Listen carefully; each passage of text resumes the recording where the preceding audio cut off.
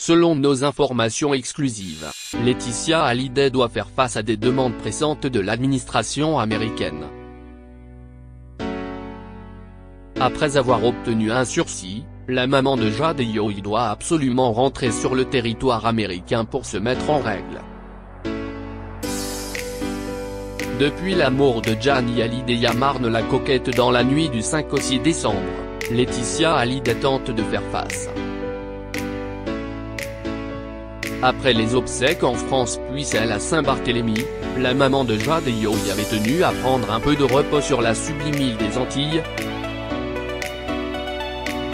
Mais désormais, la famille doit se résoudre à quitter ce havre de paix, cette parenthèse nécessaire après le drame, pour retourner aux États-Unis.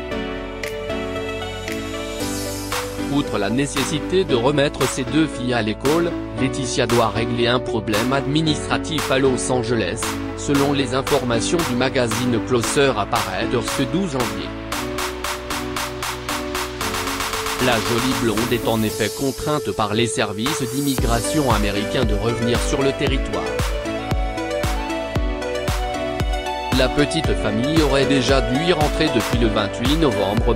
Mais son cancer s'aggravant, Johnny Hallyday avait décidé de poser ses valises en France auprès du reste de son clan.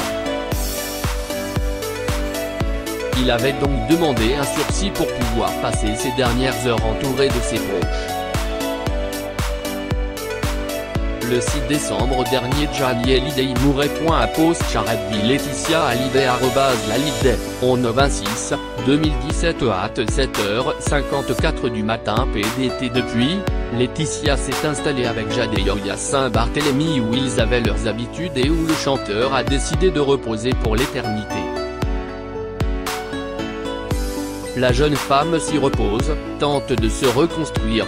Mais elle le sait, la vie ne sera plus jamais comme avant et se terre dans sa large demeure.